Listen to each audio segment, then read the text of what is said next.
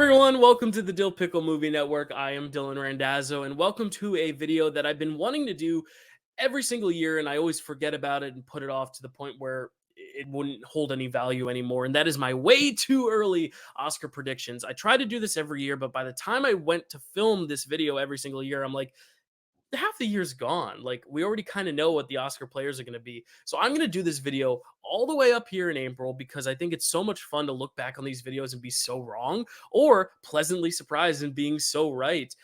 Because let's face it, all these movies are just unknowns right now. We've gotten some trailers, we've gotten some early buzz from, very, very early advanced, first looks and audience reaction screenings, but really nothing in terms of actual full length quality representations for any of these films. Like, we have nothing to judge these films on in their entirety except for like 5 films. I mean, John Wick, Creed 3, Air. I mean, there's only a few films that have been fully released and have had buzz, generated for it, that we are actually going to talk about today. And I think that's what's really exciting is we're going fully off of studios, directors, and plot synopsises. And I think that's, or synopses, I don't know the word for it, but I think that's what makes this video particular so fun, because even the videos that I'm going to make pre-festival, we're still going to know, just based on what's being released at the festivals, what we should have our eye on. Here, I'm solely going based off of gut and instincts. So I haven't looked at any other predicting videos because, again,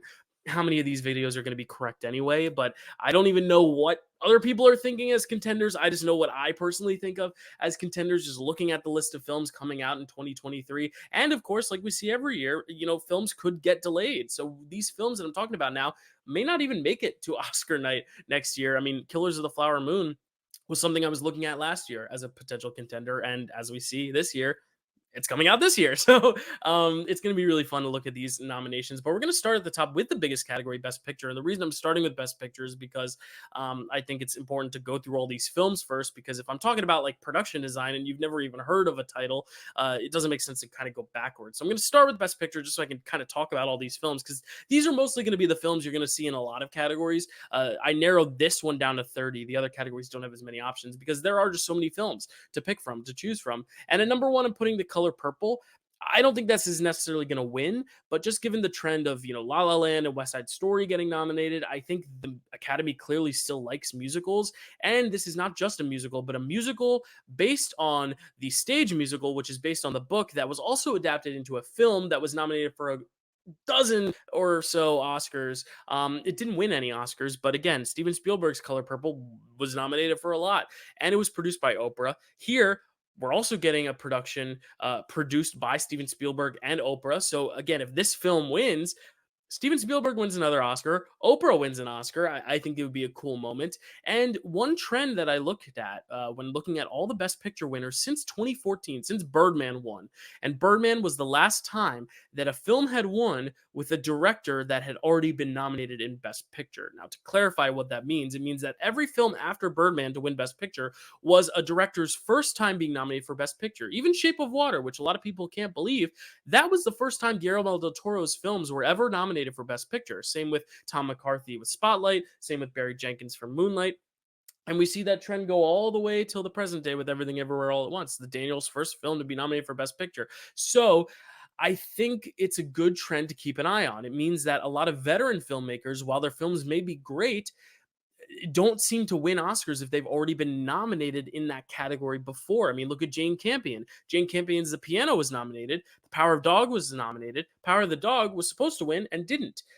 Same thing with 1917. Sam Mendes was a previous Oscar winner for Best Picture for American Beauty. Doesn't win for 1917. I think that trend is too important to not keep in mind. And that's the reason why I don't have movies like Killers of the Flower Moon at number one, just because Martin Scorsese has been nominated for Best Picture before, and that just doesn't seem to be the trend. They like awarding new stuff, bringing new people into the club.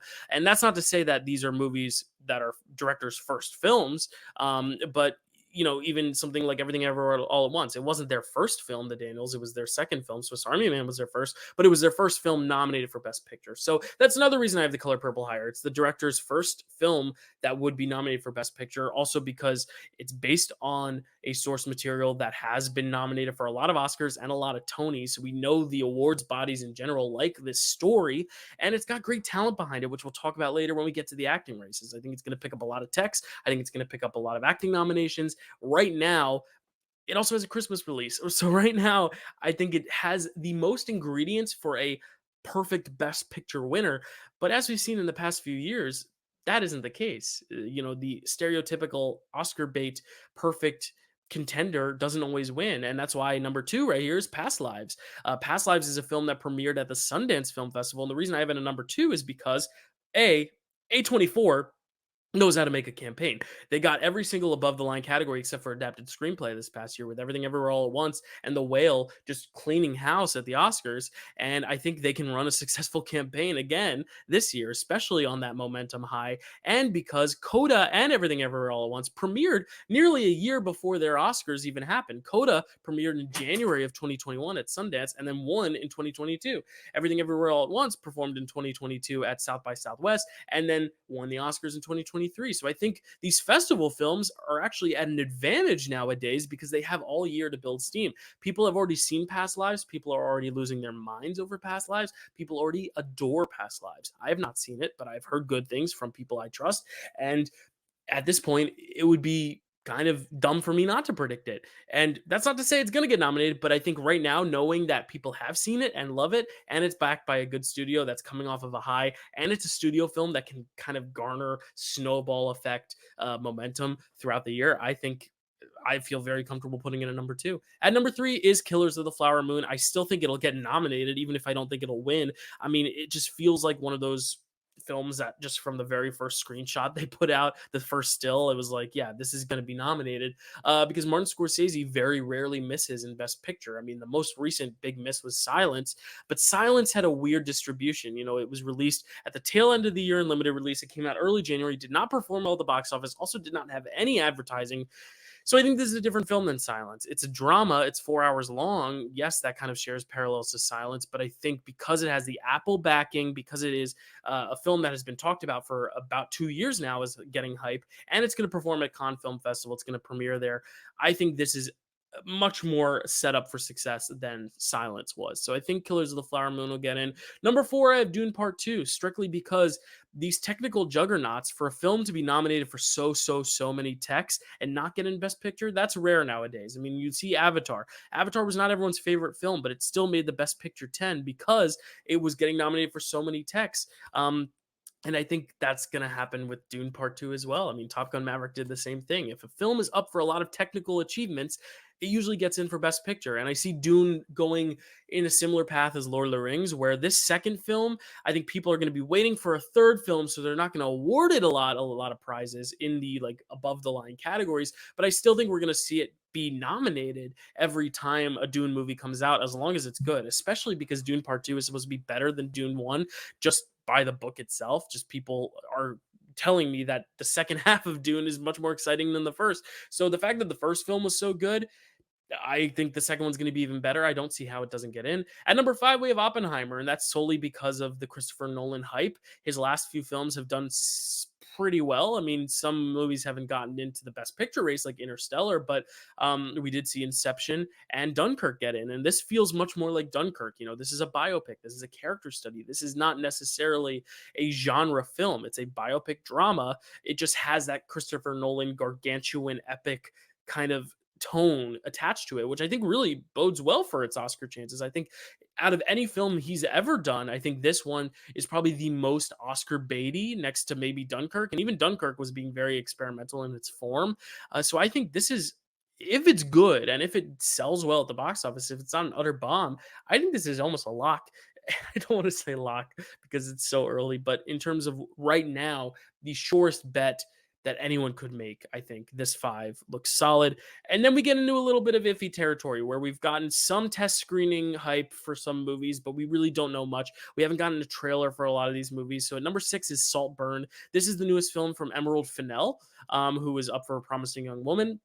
I think, when a film kind of bursts onto the scene like Promising Young Woman does, the next film by a director usually is still in the good graces by the Academy. I mean, look at Greta Gerwig, blew up with Lady Bird. The very next time she made a movie, Little Women, got some good nominations. So I really think Saltburn could perform well. Some early test screenings have been pretty positive. The only thing is it is a thriller, and I've heard from some test screenings that it's, not going to be everyone's cup of tea, but I don't think that necessarily holds it back, because if a large majority still likes it, I still think it could get in, because look at Everything Everywhere All at Once. It wasn't everyone's cup of tea, but the people who did like it loved it. So I really do think Saltburn has a good shot. Also, Amazon doesn't hurt. At number 7, I have Maestro. This was actually one of my top two when I was putting this list together about 2 weeks ago, but I have heard that they have since gone into reshoots. So I'm a little more hesitant, but at the same time, it's a biopic. It's got a lot of makeup going on. It's Bradley Cooper directing and starring in it. So I think it still has the ingredients to be a Best Picture nominee. Also, because I mean, it's about a composer, and we just saw with Tar, people are really into that, kind of like a tortured artist kind of idea. So it's also Netflix, which I think helps a lot. At number 8, I also have Rustin, which is another Netflix film. This is based on one of the members who was affiliated with Martin Luther King Jr.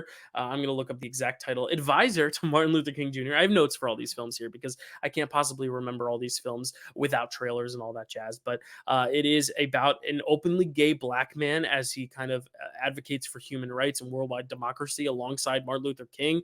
I think this is going to be a really timely story. I think it's going to get a lot of eyes on it. And some people are going to say, well, Till didn't perform at the Oscars well. And I agree, Till didn't. But the thing is, Rustin has Netflix backing it, and I think Netflix is going to be giving it a big push. Do I necessarily think two Netflix films will get in? That's a little bit risky to predict, but at the same time, I think this past year Netflix didn't really have one singular strong contender until All Quiet kind of came and emerged out of the shadows. Whereas here we know for a fact that these are going to be two of Netflix's bigger releases. But that's also why I put them both together and at the bottom of the list, just because I don't know yet.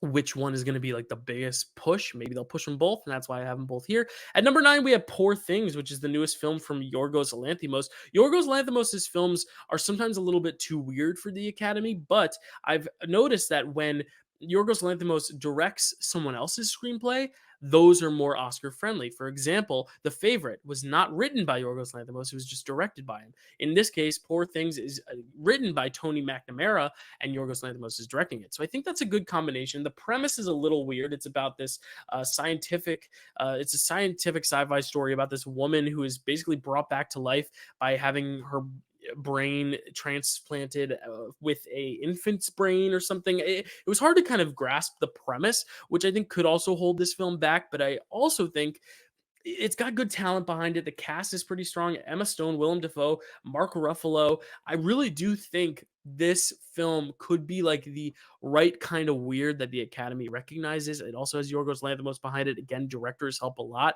especially after they break onto the scene. The Favorite was a big coming out party for Yorgos Lanthimos at the Oscars. Yes, The Lobster had also been nominated, but The Favorite was overperforming at the Oscars. It won Best Actress. So I think Poor Things is going to kind of be riding that hype. And then at number 10, we have Barbie, and that's because the trailer just dropped, the full trailer, and it looks really good.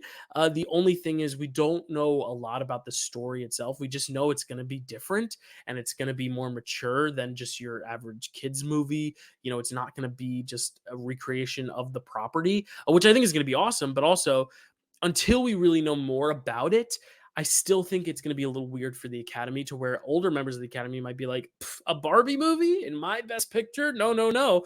And I hope that's not the case, because it looks really great, but I'm worried it may just be a tech player at the end of the day. But the confidence that I was given after that trailer makes me feel really good about at least putting it at number 10, because it's going to be a lot of people's favorite movie of the year, regardless of whether it's a overall critical or audience success. I think the people who love it are going to really love it. And that's kind of what I said about Saltburn as well.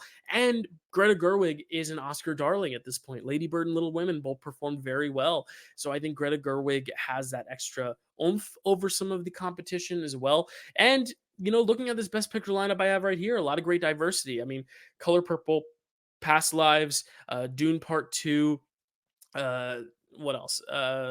Rustin, a lot of diverse castings in those films, and then diverse directors. I mean, Color Purple has a diverse director. Past Lives, you have women directors with Saltburn and with Barbie and with Past Lives. I think it's going to be a really cool Best Picture lineup. If this is the Best Picture lineup, it's not going to be. I'll tell you right now, just because how do you predict it? But let's go through some of these other ones below me, just because I want to kind of rattle off a few other films that you should keep your eye on. I mean, Air just premiered and it's been getting rave reviews. Ben Affleck and Matt Damon are back on the scene. I mean, I think those two alone are going to really help that push. It's just, will it continue to hang on by the end of the year? I'm not so sure, just because it is so early on in the year, and it's not that kind of film like Everything Ever All at Once where it's so different and unique that it's like this anomaly that you have to keep your eye on all year. It is still, it's a feel good, great film, but it's not like, it's not groundbreaking per se. So I don't necessarily know if Air will hang on, but because we've seen it and we know it's good, I think that's enough to put it this high.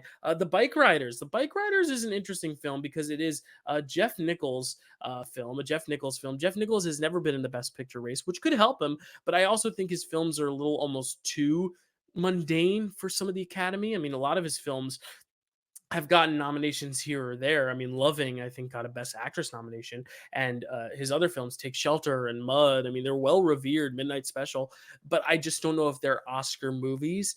So we'll have to wait to see how it performs and when it comes out, how it is, and the acting behind it, because I think it has some great cast members. It's about a motorcycle gang, which is a really cool premise as well. So we'll have to wait and see with that one. Blitz is at 13. The only reason I don't have Blitz in my top 10 is because A, Widows was supposed to be this huge Oscar contender, and then nothing really happened with that. And B, it might not come out this year. Saoirse Ronan, who stars in it, has said that it will come out this year. But again, that's an actor, not a producer. So who knows if it will actually come out this year. Steve McQueen won for 12 Years a Slave almost 10 years ago. So it'd be kind of cool to see him 10 years later pick up another nomination. But I just don't know if this film is even going to come out. And Apple has to worry about campaigning Killers of the Flower Moon. So are they going to be able to campaign both that and Blitz? I'm not so sure. Moving on to number 14, we got The Holdovers. This is the new film from Alexander Payne. Alexander Payne has also made several Oscar films the past decade. Descendants and Nebraska. Sideways was very popular, but Alexander Payne is in a sticky situation, just like David O. Russell was, where he has some of his own personal stuff that people have been criticizing. He's been in the media, in the news for things that are not related to film that he has done that may hold other people back from picking him. And like we saw with Amsterdam with David O. Russell, I just think having no passion at the start could lead to having no passion at all down the line. But I still think Alexander Payne makes good movies, and Paul Giamatti is going to star in this thing, so it looks really good. I think it'll be well reviewed. It just, will it have the passion for all the people involved to get it a Best Picture nomination? I'm not sure. At number 15, we have the Bob Marley biopic. We don't really know the title of it, but I mean, biopics do well, especially musician biopics. Look at Elvis, look at Bohemian Rhapsody. It could very well happen. The Book of Clarence has been getting good early word of mouth, but it is a biblical epic, so I don't know if that's very likely. 17, The Killer. This is David Fincher's new film, another Netflix film. Netflix getting 3 films in. I'm not very confident in that, but it's a David Fincher film, so it might happen. The only thing is, David Fincher films, traditionally, the ones that get in are more of the kind of biopic based on history, Social Network, Mank, the more crime thriller stuff that he's done, Girl with the Dragon Tattoo, Zodiac, Fight Club, that stuff doesn't really get into Best Picture for David Fincher, but I could see it picking up some text maybe. Ferrari, which is the new Michael Mann film. Again, Michael Mann is not really someone who gets a lot of Best Picture nominations. Michael Mann is not who I think, when I think of Michael Mann's filmography, I don't think Best Picture, but it'll still probably be a hit. I hope it's a hit. I think there's some actor potential for Adam Driver in that film. 19 is Challengers. This is Luca Guadagnino's new film. Luca Guadagnino hasn't really kind of cemented himself as an Oscar contender since Call Me by Your Name. His films have kind of been more genre films like Suspiria and Bones and All. And this is another film that's not a genre film, but it is a rom-com, which I think is going to be a little lighter. I just don't see it being a Best Picture contender, but I think the talent behind it was Zendaya, with Mike Feist, Josh O'Connor. I think that could help it. And then at number 20, we have Freud's Last Session. This reminds me of The Two Popes. It's just these two older people talking about life and themes and mortality and just everything. There's just conversation, and it feels like a very like, Sunday matinee, go to the theater and just relax, watch this nice, calm, relaxing film. So it could be like the Two Popes, where it picks up maybe a screenplay, maybe some actor or supporting actor nominations, but I don't see it being a Best Picture contender. And then at number 21, 22, and 23, we have the three animated films that I really think are going to be duking it out all year. And that is How Do You Live, which is Hayao Miyazaki's last film.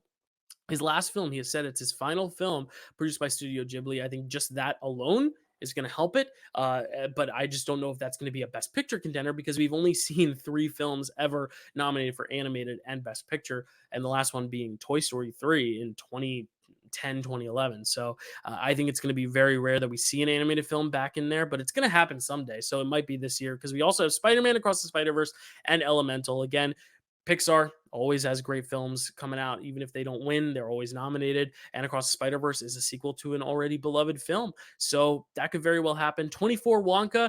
I know this is going to be a tech player. It's going to get some tech nominations. Is it going to be a Best Picture nominee? I don't think so. But Paul King, Paddington, maybe Paddington fans will come behind Paul King and say, you know what, we're going to give you that nomination. We're going to help you get that nomination. 25, same thing. Ari Aster, a beloved name, but Beau is Afraid is already being talked about as like this very experimental, very tense, kind of nerve-wracking anomaly. And I just think films that are that out there and it's 3 hours long, I just don't see this being an Oscar contender for really any categories. That pains me to say, because I'm really excited for that film and I'm going to see it next week.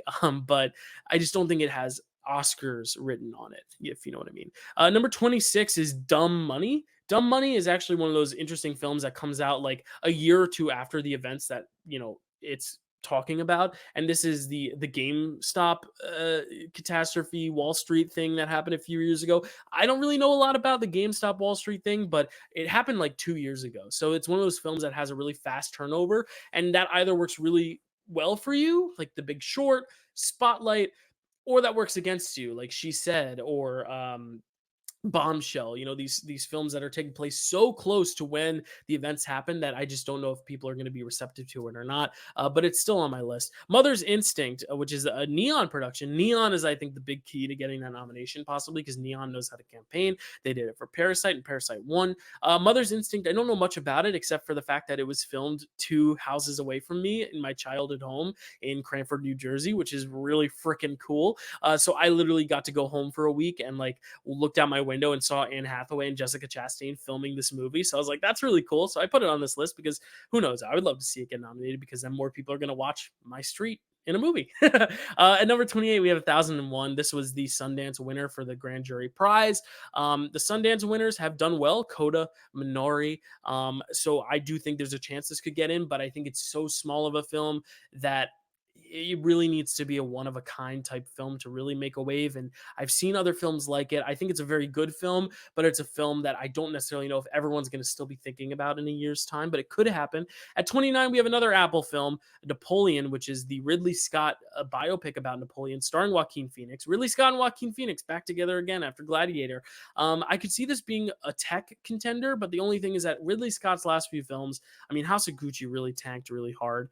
So who's to say I have the faith in him doing another film that is going to get in the Oscar race? Also, Last Duel, which I did like, didn't get any Oscar buzz. So I just don't know if Ridley Scott's necessarily on their radar anymore. And Apple, I mean, look how many other Apple films are above it. We have Killers of the Flower Moon, we have Blitz.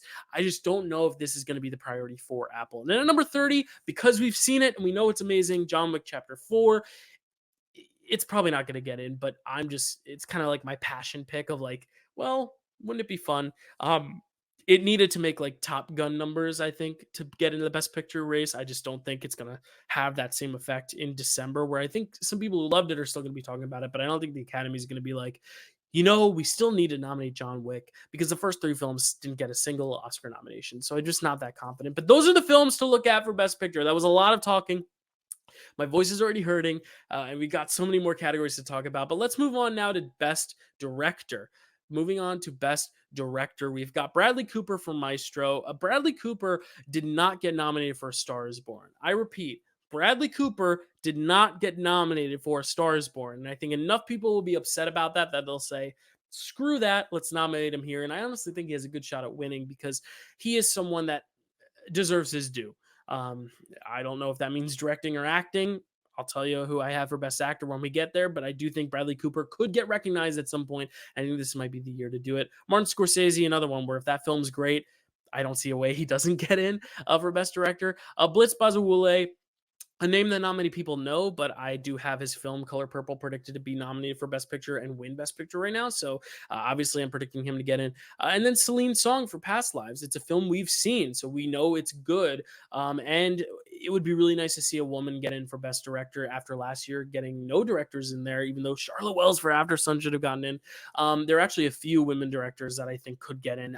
Obviously, on the side, you see Emerald Fennell for Saltburn, Greta Gerwig for Barbie. I think of the three, though, Past Lives is going to be the more universally liked movie. I think Barbie, some of the older voters are going to like kind of turn their nose away from. I think Saltburn, it's a thriller, so some people aren't going to be 100% on board, but Celine Song and Past Lives, I think could definitely happen. I have Denis Villeneuve as Dune Part 2. I think the same thing with Bradley Cooper.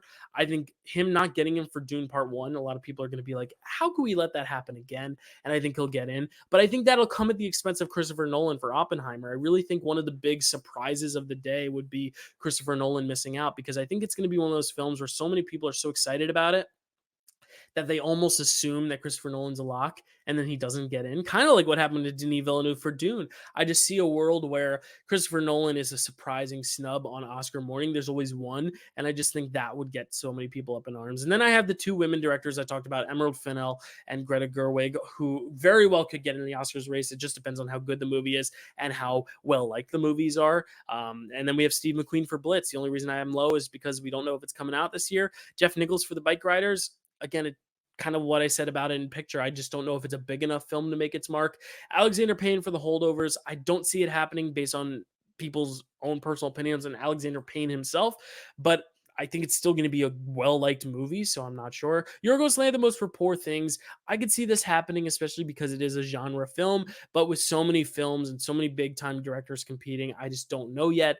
David Fincher for The Killer. Again, it's a thriller, and David Fincher's thrillers normally don't get into some of the bigger categories. Think Gone Girl, Girl with the Dragon Tattoo, but it's David Fincher, so who's to say he won't get in?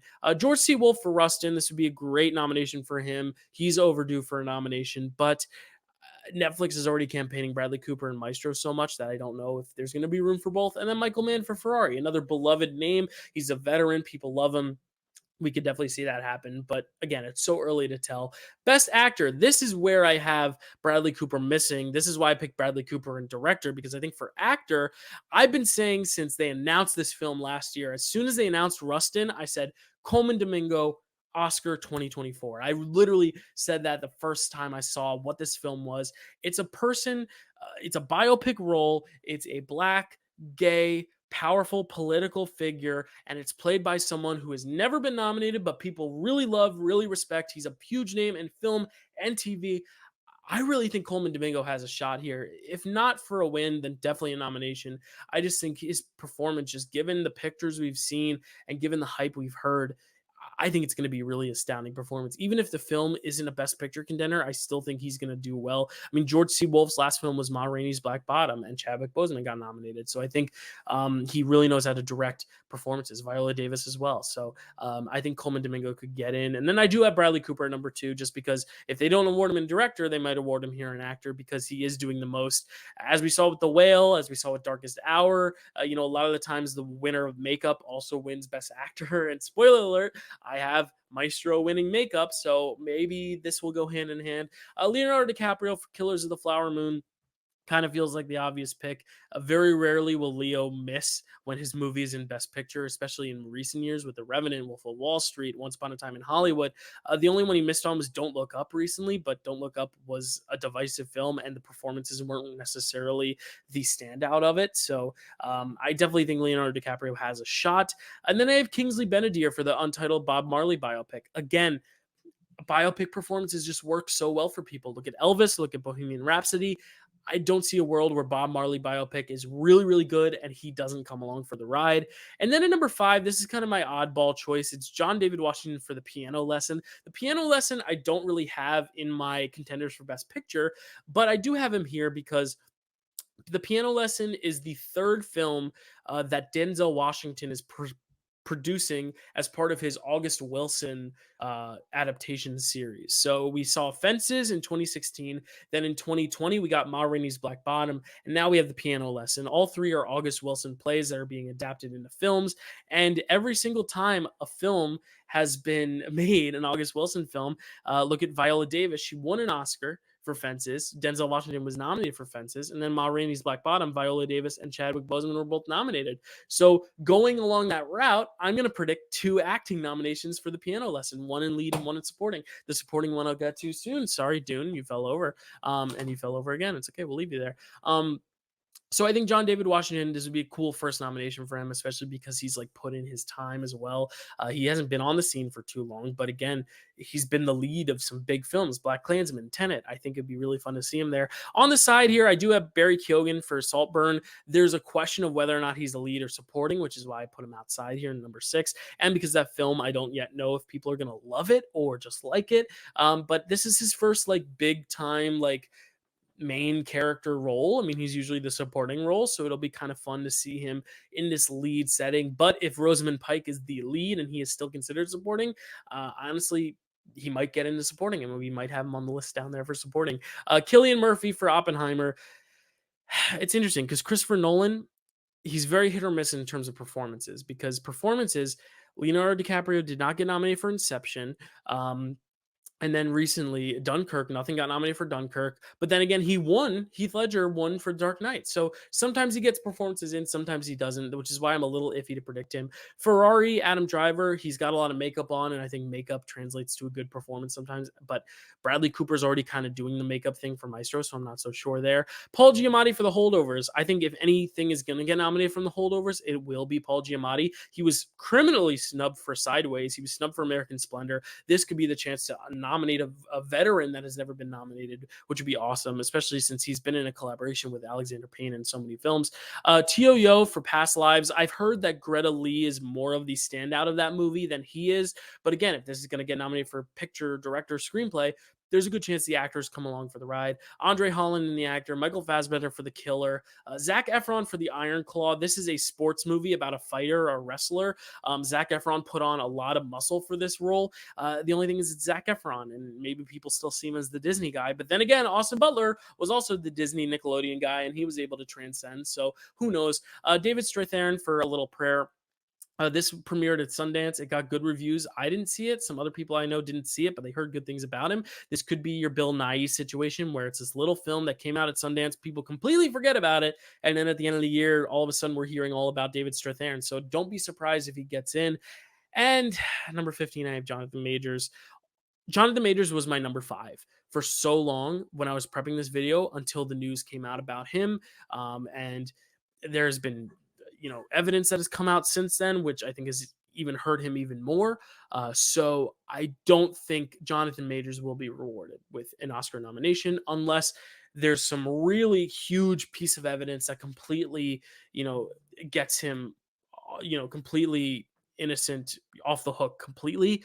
But even then, so many people that went to school with him at Yale have kind of come out and talked about their experiences with Jonathan Majors and his violent behavior, to where I just don't know if the industry respects him or will respect him enough to give him a nomination, which sucks because it doesn't suck because I think people should be held accountable for the actions, but it does suck that he would be willing to give his career away so quickly when he was hitting such a peak, with Creed and Ant-Man, and now this was really, really, really close to being a lock for me for Best Actor. But now I don't know. I just don't know. It's a sticky situation. I just don't think it'll happen. Moving on to Best Actress, The Color Purple is my number 1, so I'm going to keep going along that train with Fantasia Barrino playing the lead Celie of The Color Purple. This is the role that got Cynthia Erivo a Tony win, not just a nomination, a Tony win, and it would be the second American Idol alum to win an acting prize after Jennifer Hudson. Fantasia, incredible. She did this role on Broadway years ago, and she would be returning to the role in the movie. Musicians that become actors have had a good track record with the Academy. Look at Lady Gaga with Stars Born. She didn't win, but she got nominated. I think Fantasia is going to give a really great performance. If that film is as liked as I think it will be, I think Fantasia's nomination is all but guaranteed. Carey Mulligan in Maestro. This is kind of one of those co-lead things where Bradley Cooper is the name of the film. It's like it's all about Leonard Bernstein and like it's his film, but I've heard it's a lot of like it's like a theory of everything thing where it's still him and his wife. Like it's about their partnership. So I think Carey Mulligan, she could get in, especially after coming so close to winning that Oscar with Promising Young Woman. I think she's overdue. Same as Annette Bening for Naiad, and or Nyad. This is about that swimmer, the famous swimmer Diane Nyad, I think her name is, who swam from Cuba to Florida or something crazy like that, something amazing like that. The only reason I have her in here is because it's Annette Bening and she's overdue, not necessarily because I think the role will get much traction or the movie will get much traction, but I think her herself is enough of a name to where if she gives a good performance, I could definitely see her getting in. Same with Kate Winslet. She's just so good that even in a movie that I don't think is necessarily going to be a big player like Lee, um, I still think she is a well enough respected actress to where I could see her getting another nomination or two in the next few years. And then Greta Lee for Past Lives. I think Greta Lee is what I've heard to be the standout of that movie. And that movie I have predicted for Best Picture, Screenplay, Director. So I think she'll come along for the ride. At number 6, I have Rosamund Pike in Saltburn. Obviously, Emerald Fennell brought Carey Mulligan to a Best Actress nomination. She could very well do the same with Saltburn. Emma Stone for Poor Things. Emma Stone got nominated for the last Yorgos Lanthimos film for The Favorite. I think she's going to be playing a really fun role here. At number 8, I have Jessica Lange for Long Day's Journey into Night. Long Day's Journey into Night, I believe Jessica Lange won the Tony for it when she played it on Broadway. And you'll see there's a theme in this video that if an actor played it on Broadway, there's a good chance their performance is going to translate well to the screen. And I think this could be one of those case scenarios where the film gets really nowhere, but Jessica Lange still gets in because she's a well-respected name and she's in a role that has been known to get people nominations. I think Katharine Hepburn played this role in Long Day's Journey into Night back when this film was made years and years ago. This film is a remake, so I could see Jessica Lange getting in by that alone, just because of the history of that role and Jessica Lange with the Academy. At number 9, I have Natalie Portman in May December. May December is the new Todd Haynes film. It's about this woman who's like studying for an acting project and like studies this other actress and gets like obsessed with her. And it's all about how these two women like study each other. It's Natalie Portman and Julianne Moore. It's going to be a really great acting showcase. My only thing is I don't know if the film itself is going to be very high profile to where I don't know if it's going to get in a lot of places. So I'm not sure if her nomination is guaranteed. But then again, Carol didn't get in a Best Picture, yet Kate Blanchett still got nominated. So it could very well happen for Natalie Portman. At number 10, I have Margot Robbie for Barbie. A lot of people are going to yell at me saying, why don't you have this in your top 5? I just think I don't see Barbie being in a movie that's nominated for a ton of above the line stuff. I just think it's going to be one of those things where it's going to be fun and people are going to love it, but I'm just not sold yet on it being this huge like Oscar sweeper. I think it's going to get a lot of text, but I just don't know if Margot Robbie's performance is going to be one of those things that people, when they're filling out their ballots, are going to prioritize, especially when it comes to that movie. 11, we have Kaylee Spaney for Priscilla, which is the story about Elvis's wife, which is funny because it's coming out a year after Elvis came out, and this is directed by Sofia Coppola. I really like this idea of this actress getting in for playing Elvis's wife a year after Austin Butler played Elvis. The only thing is the movie is coming out right after Elvis, and if it's not as good as Elvis, people might dismiss it altogether. So I don't know if she's going to get in. At 12, I have Saoirse Ronan. This movie, if Blitz was definitely coming out this year, if I knew it was coming out this year, I'd have her at like number 6. I think she's very likely to get a win in the next 10 years. She needs a win. She's so good, and she hasn't gotten one yet, but I just don't know if this movie's going to come out, so I can't say I'm too confident. Another person who needs a win is Amy Adams in Night Bitch. The only thing is it's called Night Bitch. It's a funny movie. I don't know if it's even a comedy, but I think it's got like a darkly comedic synopsis. I forgot to like look this one up and like really research it, but Amy Adams, she's in a movie. Amy Adams, if she's in a movie, she's always going to be on the bubble to at least get nominated. And then number 14, I have Zendaya. She's having a moment right now, but I think she's been such a big Emmy player that I just don't know if the Oscars are ready to jump on that yet. And then Emily Blunt for Oppenheimer. I accidentally typed Oppenheimer. It's okay. I just don't know if this is going to be a huge acting showcase. That's why I put her lower, because I think there's one more actor that I think might get in over Emily Blunt and Cillian Murphy, who we're about to get to now in supporting actor. I'm just going to skip to number 5 because I just alluded to it. But Robert Downey Jr. for Oppenheimer, he has a lot of makeup on. He's the last person we saw in the trailer, so I think Robert Downey Jr. is, if there's any performance that gets nominated from Oppenheimer, he's going to be the one. But at the top here, I have Samuel L. Jackson, The Piano Lesson, and just like I said with Fantasia, and just like I said with Jessica Lange, Samuel L. Jackson played this role on Broadway. And it's, again, like I said, another August Wilson adaptation. Fences got 2 acting nominations. Ma Rainey got 2 acting nominations. The Piano Lesson, I'm predicting it for 2 nominations. I'm predicting it John David Washington for Best Actor, and I'm predicting Samuel L. Jackson for Best Supporting Actor. I think Samuel L. Jackson, while he does have an honorary Oscar, has never won an actual competitive Oscar. And I think that's just blasphemous. And I think this is the perfect opportunity for people to be like, yo, we can give Samuel L. Jackson an Oscar? Hell yeah. And I feel really confident that he'll get nominated for it if it's a well-respected, well-liked, well-seen movie. That's the only thing. Is it going to have enough eyes to get in? I hope so. And then at number 2 and 3, I have 2 actors from Killers of the Flower Moon, Jesse Plemons and Robert De Niro. I heard Robert De Niro is almost like the villain of the film, which is really fun. But again, it's hard with these double nominees. Sometimes one will get in, sometimes both will get in, sometimes none will get in. But I do feel confident that these two, Robert De Niro is a very well-acclaimed, well-respected veteran. Jesse Plemons is more of a newcomer, but he did get nominated for Power of the Dog in a double nomination with Cody Smith-McPhee. So I think, why have to choose between both of them when I can put them both in? And then Coleman Domingo. I predicted him for Best Actor, but I'm predicting a double nominee here for Coleman Domingo. I think it's going to be a big year for Coleman Domingo because he's in The Color Purple and he's in Rustin. I think Rustin is much more of a sure bet just because he is the lead of that. But The Color Purple, when I saw this on Broadway, Coleman Domingo's role is like one of the most like challenging acting roles in the film. So like if he knocks it out of the park, I don't see why they wouldn't just nominate him in acting and supporting acting. I mean, look at Scarlett Johansson in 2019. She was nominated for Best Actress for Marriage Story and Best Supporting Actress for Jojo Rabbit. It has happened, and it has happened recently to where I wouldn't be surprised if it happens again. And then Robert Downey Jr., like I just said, I mean, I think he's the one push. If they're going to make a push for someone in Oppenheimer, it's going to be him, especially because this category seems a little more shallow. And it's a little more shallow just because, it's easier to pick out the lead performances than the supporting ones. Looking at the supporting ones, though, we have Brian Tyree Henry Flint Strong. He just got nominated for Causeway, so he could keep the ball rolling. This is a film that was written by Barry Jenkins. I believe it's about a female boxer, and Brian Tyree Henry kind of plays the coach. I think that's a really baity role that could definitely get him a nomination. Corey Hawkins in The Color Purple, it's a role that I think is not as juicy and meaty as Coleman Domingo's, which is why I put him outside. But again, if this film just overperforms, you could see both of them get in. Who knows? Ryan Gosling in Barbie, he looks hilarious from the trailers, but again, comedic performances are much harder to sell with the Academy. John Magaro for Past Lives.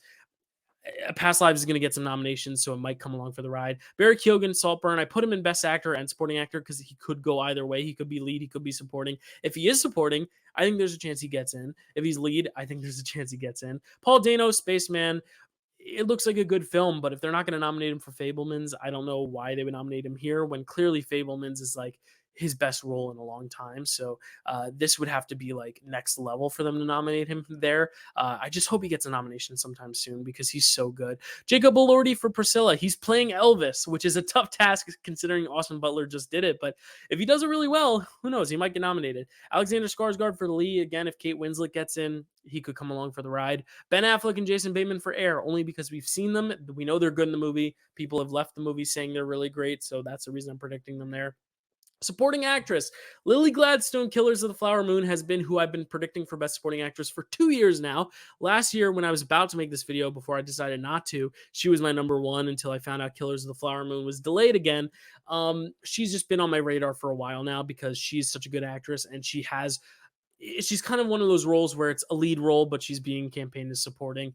Like she's a big part of that movie, especially because the movie is so heavily centered around Indigenous communities, and she's an Indigenous actress. I just think that's a shoo-in for a nomination, and at this point, I think she's a clear frontrunner to win. But I said the same about Michelle Williams last year for Fabelmans, and she ended up being supported. She ended up being campaigned in lead. So if that happens to Lily Gladstone, then I think her chances get a little bit smaller. But if she stays in supporting, I think there's a really good chance we'll see her. And then I did another double nomination just because Taraji P. Henson and Danielle Brooks are both going to be in The Color Purple. These are two roles that I believe were both Tony nominated. At least Danielle Brooks was Tony nominated for that role.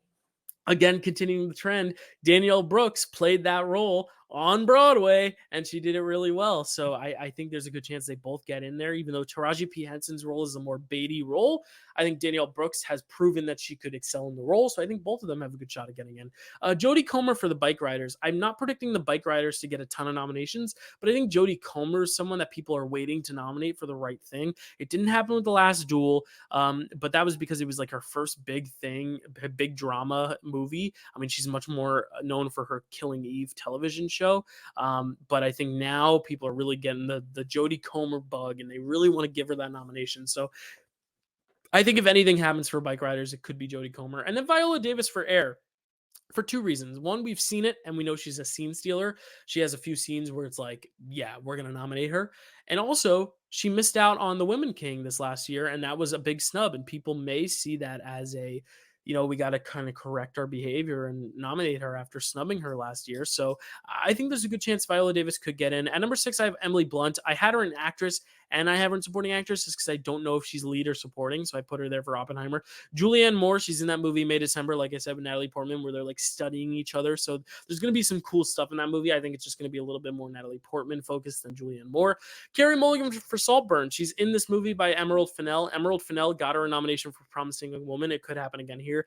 Elizabeth Moss for Next Goal Wins. She's never been nominated, and it's very hard to get nominated for a comedy, but Next Goal Wins, I've heard she is hilarious in it. So we could see that happen. Moon Seung-ah for Past Lives.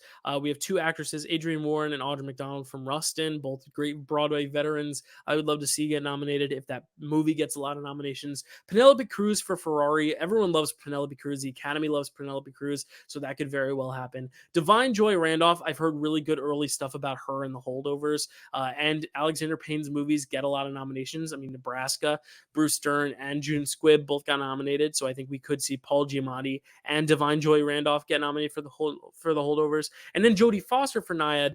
If it ends up being a Best Actress contender for Annette Bening, I think it could happen where Jodie Foster comes along for the ride. They like to award veterans in this category, and right now I only have Viola Davis as the only veteran in this category. So, we'll see. Moving on to Best Original Screenplay. It's going to be a lot of the same films we've been talking about, so I can go by pretty quickly. But I have Past Lives at number 1. We've seen people who have seen it. They love it. It's a very scripty movie. It's all about the dialogue and the interactions. So I think it's a very likely nominee. Same with Saltburn and Maestro. I mean, these are two films that are going to be in the Best Actor, in the Best Picture and Best Actor category conversation. Rustin, another one that's going to have a lot of dialogue in it, a lot of powerful speeches. And Air, which already also has some very powerful speeches, has a really tight script. It's also Matt Damon and Ben Affleck. So yeah, the Academy is going to want to nominate the two of them for sure. But at number 6, I have The Holdovers. Alexander Payne always gets some good buzz for his writing for his films. The Bike Riders, Jeff Nichols, I would love to see him get nominated for his writing. Fair Play, which I haven't talked about, that's a thriller that's going to come to Netflix. That was also a Sundance film. Got very good reception, especially for its tense writing. So it could happen. Elemental, just because Pixar, you never know when Pixar is going to sneak in and get a screenplay nomination. So I could see that happening. And then Asteroid City. I've lost all faith since French Dispatch got 0 nominations. I've lost all faith in Wes Anderson's films being big Oscar contenders since Grand Budapest. But hey, I'm going to keep it on the bubble just in case. Adapted screenplay, Killers of the Flower Moon seems like the front runner right now just because we know it's coming out. We know it's really long and really rich and big thematic masterpiece status. Like, we know it's going to be a big heavy hitting film, and a lot of that's going to come from the dialogue. Poor Things, Yorgos Lanthimos, like I said, is at his best when he's directing someone else's script, and I'm really excited to see this script and how he's able to translate that. And it just seems like a film that is on my radar for Best Picture, so why not put it in here? Barbie, I think this is where Barbie could show up in an above the line category other than picture. I'm not predicting it for director or actor or actress, but I think screenplay could happen. I've heard really good things about the screenplay. I've heard it's like one of the best screenplays ever written, but keep in mind that's coming from people who are already really excited about Barbie. So like their opinion might be a little tainted by the fact that they're just like Greta Gerwig stands and hype for that. The Color Purple, musicals, very hit or miss for adapted screenplay, but I think this film is more about the dialogue than it is about the music. And there's a lot of music, but like it's not all about the music, is what I'm trying to say. Like La La Land, it was all about the music, and like the screenplay was there and it was solid. But like I think of West Side Story, I think of Color Purple, like those have great stories com- paired with their music. So you get what I'm saying, right? I don't know. Color Purple, though, I think it's pretty safe to say it's a contender for a nomination here. And then I have Freud's Last Session. This is very, like I said, Two Popes esque, where it's these two guys just talking to one another, and films about two guys talking to one another. There's a good chance they'll get nominated because of that. At number 6, Next Goal Wins. It's a comedy, so comedy is very hit or miss, subjective, especially with Barbie also being a comedy. I don't know if Next Goal Wins will also get in. 7 is The Killer, David Fincher's films. Again, very hit or miss depending on genre, but if it's a really tight script, if it's a really good script, I could see it getting in. Dune Part 2, I don't believe the first Dune got nominated, but if it did, I don't necessarily know if they're going to be inclined to nominate it twice for the same franchise. I don't know if Two Towers was nominated for Lord of the Rings. I have to look back at my notes and see. I don't know. Flint Strong, this is a screenplay by Barry Jenkins, who won for Moonlight, so that's a big plus. It's going to be an Apple film, I believe, or maybe an A24 film. It's one or the other, but either way, pretty good backing there. Could happen. And then Spider-Man Across the Spider-Verse, because again, animated films, you never know when they're going to squeak in there.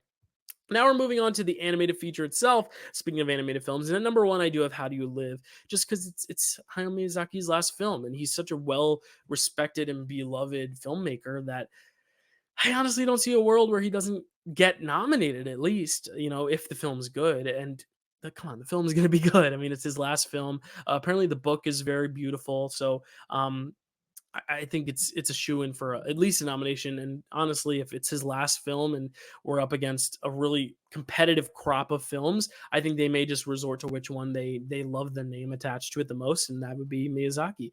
But number 2, I have Spider-Man Across the Spider-Verse. Again, if it's epic, if it's amazing, it might just be undeniable, and people might just give it the win because of that. I mean, it's a follow up to one of the most beloved animated films of the last few years, and the fact that that film broke through the barriers and got that nomination and performed so well. I mean, I think there's a good chance this one could too. Elemental, it's a Pixar film. It looks like it's got a lot of cool concepts going on. It feels like very Inside Out-ish, which is a good sign. Wish by Disney, I know nothing about it. Otherwise, other than Ariana DeBose is voicing the lead character. But again, Disney musicals usually do pretty well. Encanto was the last one that did pretty well. So I think it'll do pretty well. Moving on now, number 5, we have Chicken Run, Dawn of the Nugget. The first Chicken Run, I believe, came out before the animated feature Oscar was a thing. So this would be a cool way to kind of award it. I think we get a lot of stop motion films get rewarded for this category a lot. I mean, I think of Shaun the Sheep movie. Wallace and Gromit. So I think Chicken Run could very well happen. I feel really good about this 5. Like, there's nothing on the side list right now that's catching my eye. The top one being the Super Mario Brothers movie, only because it's going to make a lot of money and a lot of people are going to like it audience wise. So I think maybe it'll get in based on popularity alone, just like Boss Baby did. But those other films, Migration, TMNT, Nimona, Escape from Hat, none of them really feel like huge contenders to where, like, I think if anything but those 5 get nominated, it'll be something surprising that we haven't heard of yet or that really isn't on anyone's radar. Moving on to documentary, I don't know about a ton of documentaries coming out this year, so this was kind of slim pickings, but I did go with 5 documentaries from Sundance just because Sundance gets documentaries in a lot. Beyond Utopia is my favorite film of the year so far, so like I'd love to see it get nominated. Going to Mars, I saw at Sundance as well. It's a solid documentary. Eternal Memory, Still, 20 Days in Mariupol, and all the ones on the side list, like a lot of them are Sundance documentaries that I think could just kind of contain that traction all year long. Look at Navalny and Fire of Love, were both Sundance hits, and Navalny went on to win. So Sundance it's a good sign. Now we're going to rattle through some of the tech awards, starting with production design. My voice is getting tired from talking so much, so I'll kind of make this a little quicker. We're going to see a lot of the same movies in these tech categories because there are some movies that we just know are going to involve a lot of tech. For example, Dune and Oppenheimer, you can expect to see in almost every category. The Color Purple is going to be in a lot of categories as well because it's going to be this like really big budget movie musical, even though the numbers aren't like big song and dance numbers. I mean, it's going to have a great amount of production value in it. And then Barbie, it's this huge colorful film, so you're going to see those 4 films a lot. You're also going to see Wonka a great bit because it's going to be whimsical. It's Paul King who did Paddington, and I think Wonka is just a more popular IP than Paddington, which is going to help it even more. Again, it pains me to put Wes Anderson on the side list because I think Wes Anderson's films should always be nominated for production design, but French Dispatch didn't get nominated. So who's to say that Asteroid City or The Wonderful Story of Henry Sugar will get nominated? Those are both Wes Anderson films. I have Beau is Afraid on that list just because I think the production design looks dope from what I've seen, but I just don't see the film itself being an Oscar contender. And then John Wick Chapter 4, if they're smart, they'll nominate that film. And we have costume design again. Barbie, Color Purple, Dune, Oppenheimer. Those four are going to be in a lot of these tech conversations just because we know very little. I put Maestro there too, just because it's about these people, these conductors. You know, they're in the music scene. They're probably going to dress very extravagantly. You're kind of recreating this period piece costumes mixed with this like highbrow musician life. So I think that could get in. Priscilla, just because it's Elvis again. You know, it could reuse some Elvis costumes. That'd be nice. Napoleon, you're creating old Napoleon costumes. Wonka, the Willy Wonka costume. Again, these nominees kind of speak for themselves. Hunger Games, the first Hunger Games had some really extravagant, amazing costumes. So this new one, this prequel could have a lot of amazing costumes. The Book of Clarence, it's a biblical epic. So biblical epics, probably great costumes.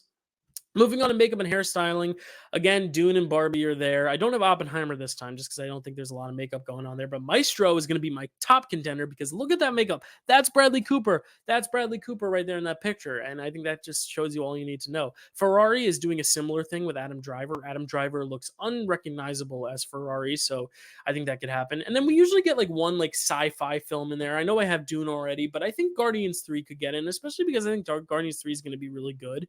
So I think it's going to get awarded somewhere beyond visual effects. And I think makeup and hairstyling would make a lot of sense. A lot of alien creatures, a lot of great makeup in the movie, in the trailer already. Color Purple, I didn't decide to put it here, but it could very well happen, especially with hairstyling. Hunger Games, Wonka, Napoleon, again, same old with costumes and makeup. Like they kind of go hand in hand. It's the period piece-ness of it. Bob Marley, same thing. It's a biopic. They're going to make him look like Bob Marley as much as they can. Transformations of actors usually translate well to makeup and hairstyling. Moving on to film editing. This one, again, Dune, Oppenheimer, Color Purple. I don't have Barbie here just because, I don't know. I just saw so many other contenders. Killers of the Flower Moon feels like your Banshees of Inisherin, where the editing's not in your face, but because it's such a best picture contender and because Thelma Schoonmaker is like beloved by the editing branch, I think that'll definitely happen. And then Maestro, if it's good, if these reshoots really come together and it really is a best picture contender, I think that'll get in as well. But all the ones on the sides could happen for a various amount of reasons. The fun one I put here was Spider-Man, just because animated films have editing too, and this film clearly has a lot going on to where it could be a really fun surprise editing nomination.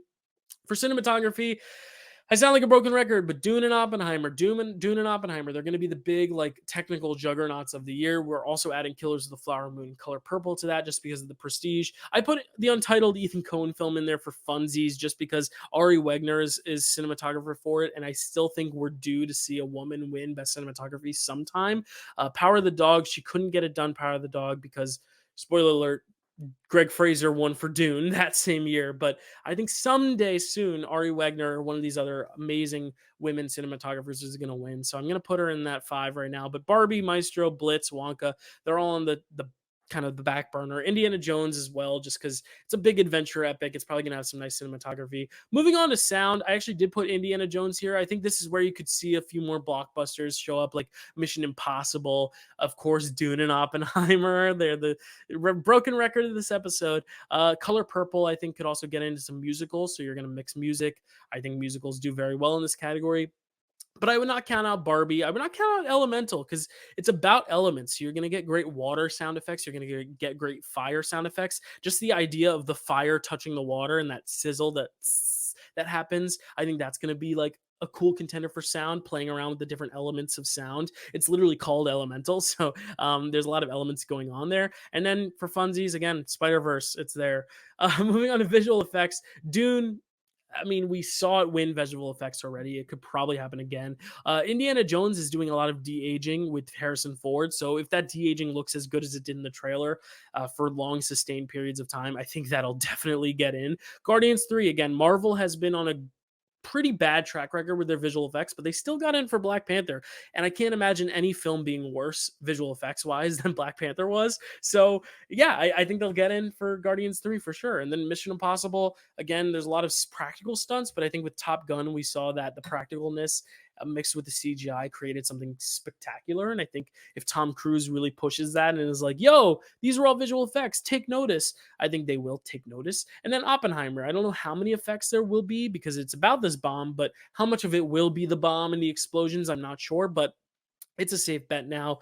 Rebel Moon is the new space film directed by Zack Snyder. And Zack Snyder, he has a very visually distinct kind of outlook on film, a very visual, distinct auteurism as a filmmaker that some people love, some people hate. So I'm going to put it right outside. John Wick Chapter 4 would be really cool to see the visual effects nominated. I just don't know if it's going to happen just because they're not as in your face. It's much more about the stunts than it is about the visuals, which is why we need a stunts category. But Spaceman, again, it's about space. Cocaine Bear, that bear looks really good, so they could nominate it just for the bear alone. Little Mermaid, the visuals from the trailer look pretty astonishingly bad. It looks very murky, very cloudy, but the same thing was true for Black Panther Wakanda Forever, and it got nominated. So it could very well happen for Little Mermaid. And now the last category as my voice gives out after talking for an hour straight, the last category we will be talking about is Best Original Score. And I'm actually putting a Pixar film in number one just because Thomas Newman, when he does Pixar scores, he has a good track record. I mean, Finding Nemo's score is beautiful. I think Thomas Newman himself is overdue. It's going to be a beautiful score, and I just want to see more animated stuff get in more nominations across the board. Ludwig Göransson for Oppenheimer. I think the music is going to aid in the big, like, kind of epic scale of that film. John Williams, his last Indiana Jones score, supposedly. I don't see how they don't nominate him for that if it's good. I mean, it could be kind of one of those throwaway scores, but even his throwaway scores for The Rise of Skywalker, like, that got nominated. So I think he could still get nominated because he's John Williams and because he broke a record for the oldest living competitive Oscar nominee ever. Why not keep breaking his own record? You know what I mean? Killers of the Flower Moon. Robbie Robertson, I think, could definitely get in for that, especially because it's going to use like a lot of the indigenous culture as an influence in the music. I think that's going to be really good. Alexander Desplat for Asteroid City. This is the one category I'm predicting Wes Anderson to actually get into his movies, just because like I said, I have no confidence after French Dispatch got a goose egg at the Oscars. I don't know if Asteroid City is going to perform well or not, but Desplat's a well-respected person in the Academy, so I still think he could get in. The big omission that a lot of people are going to be surprised by is Hans Zimmer. The only reason I keep him out of there is just because I'm worried people will think it's just too similar to Dune Part 1, that they're like, it's the same score, we're not going to nominate him. I don't even know if it's going to qualify if he uses a lot of the same motifs. They very well could disqualify him because he didn't do enough original material. It was all kind of reused from the first film, the big themes. I have the Spider-Verse score in there just for funsies as well. Trent Reznor and Atticus Ross, they're always on the bubble as well. The Killer Challengers, they did the scores for that. And then Chevalier, Chris Bowers, it's a movie about music, so that could very well happen. But score is going to be harder to tell until more of these movies come out and we actually hear the music. But that is it. Those are my predictions for the Oscars of 2024. I didn't include international film. I didn't include some short films. I didn't include documentary short. I didn't include all the categories just because it's so early and there are titles I just don't know yet that will come out. There's plenty of titles I'm sure that we haven't even heard of yet that are going to be Oscar contenders. But those are my very, very, very, very early Oscar predictions. I'm going to make another video right before the festival season starts, just as we have a better grasp of some of these movies. We see a few more trailers, and then I'll do one after the festivals before the nominations actually take place. And then I'll do a predictions video after the nominations take place. That'll be a year from now, so don't worry about it right now. I just wanted to, before I go, thank all of these wonderful individuals and pairs that sent money and donations as part of the 24-hour subathon a few months ago for this channel. They really helped this channel grow, and I just wanted to give and express my gratitude and thank them all for their ongoing support for this channel. And I want to thank you all for watching. If you like this video, like, comment, subscribe. I'm sure I'll get lots of comments here. I hope I get lots of comments because I'm sure you all have thoughts on what should get in. Are there movies that I didn't even mention that are on your radar that I don't know about yet? Let me know in the comments down below and let me know how wrong you think I'm going to be. And if for some reason I get all of these right a year from now, I want you all to be the first who witnessed it. And I want you to like this video so you can come back to it a year from now and be like, look, he got them all right, or look, he got them all wrong. Probably the latter. But anyway, it was so much fun to rank these categories and look at all these categories a year from now. We're already in the midst of Oscar season. It's happening. It's always happening. Oscar season's always happening. Especially the past 2 years with Coda and Everything Ever All at Once. Oscar season literally starts before the last one even ended. So thank you all so much for watching. I'll see you next time.